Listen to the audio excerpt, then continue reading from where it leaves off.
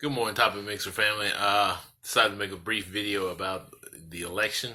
I know this is my first video. I decided to wait till now.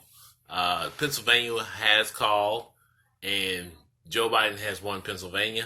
There will possibly be no recall there at all. A recount, sorry.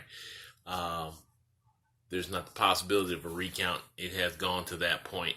So now the path to presidency for Trump is very thin and most likely will not happen. Georgia, he may even lose Georgia at this point because the only votes left for the most part are from Democratic parts of the state. That doesn't mean there weren't Republicans in those districts, but we shall see. Um, Arizona, Trump got closer. Nevada is still yet to call. I think it's the 11th will be the earliest that they may call that election. But from the way it looks now, at 273, Joe Biden is president-elect. Just a few thoughts on that. Most of those votes that he got, he has to give credit to the black community and the working class people of America. Because black people are working class people, and so are white people. But the working class people are the ones that gave him the vote. In places like Wisconsin, in Michigan, the auto plant workers and people like that, they gave him the vote. People in Pennsylvania, they gave him the vote. Georgia, definitely black people gave him the vote because most of those districts are around Atlanta in black suburbs. Yeah, it's just amazing. So at the same time, it's sad that we've got a split in the Senate and that people actually believed a lot of the things that I felt were wrong with our country over the past 4 years. So we'll see how this goes. I don't think this should be, I think now that this is over, people are talking about protests in the street. I'm praying that that doesn't happen. I mean, there are some protests now. They aren't large scale. There may be some. The biggest thing is to settle the last few remaining issues. Like, there's 2 seats in the Senate. They're up for re-election, and they're both in Georgia because the margins are so close that they're going to have runoffs. And the suspicion is they're probably going to go Republican, but that may not happen. So we shall see. Like I said again, those are upcoming re-elections that will be in December, I believe. There. It's some surprises. I was surprised, but to me it wasn't any surprise. The polls were saying it wasn't going to be that close. They were saying at some points he was 10 points, that Biden was 10 points ahead, that it was a clear path, like 75% path, that the Democrats would win the Senate. In fact, it was 90% that they were going to keep majority in the House. Well, they did keep majority in the House, but they lost seats. Republicans gained seats, so. All in all, it's something about the polls that people have to understand about numbers. I've always said this: people are different than numbers, and what I mean by that is that a mathematical equation can't predict how a person thinks or changes their mind or any of those things. The only thing a mathematical equation can do is group think. What it thinks a group of people will do or think.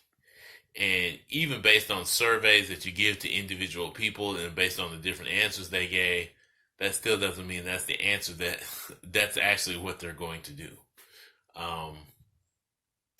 Did the surveys work? For what they were? Yes.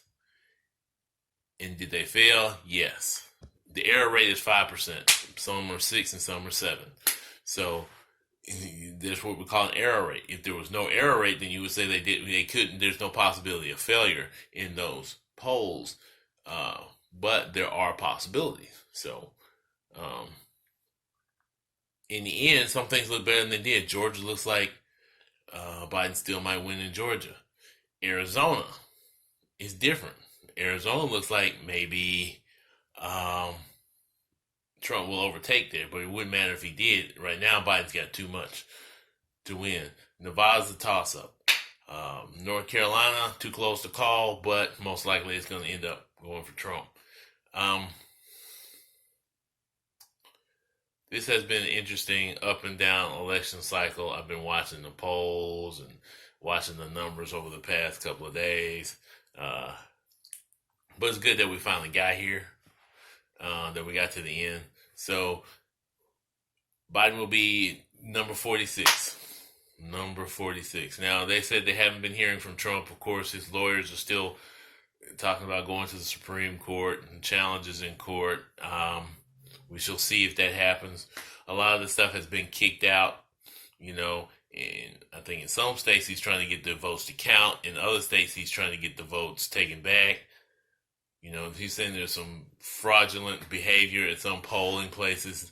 He says his observers aren't allowed in, which in truth, from what I can tell, the observers are there for both parties and for everybody involved. The error rate in, let's say, Pennsylvania, maybe because of the Libertarian who did get 60,000 votes, because there were some Republicans who, well, she may have even gotten more than that now.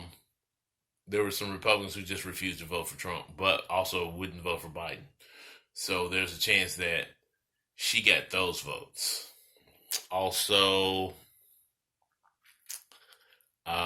in other places, that may be also in Georgia. So that Libertarian vote could have played a difference in what actually happened, but not very much at all. It's like third parties this year were like they didn't even play a part in what happened.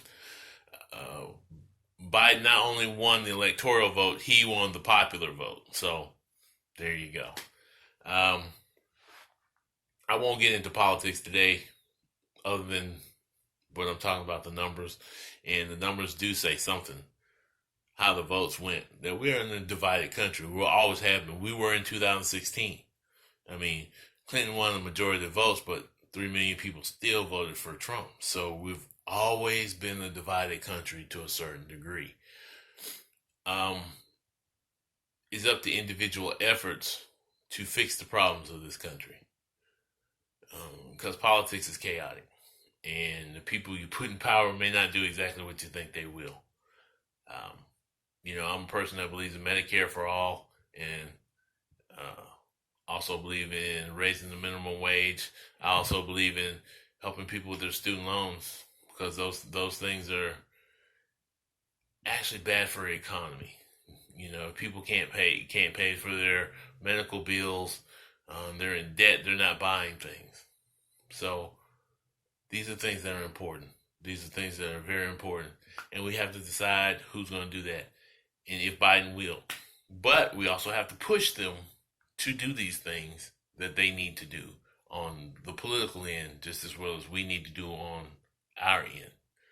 So with that, thank you again for listening to Topic Mixer. I hope y'all have a wonderful day. And if you get a chance, hit like below and please share. Thank you.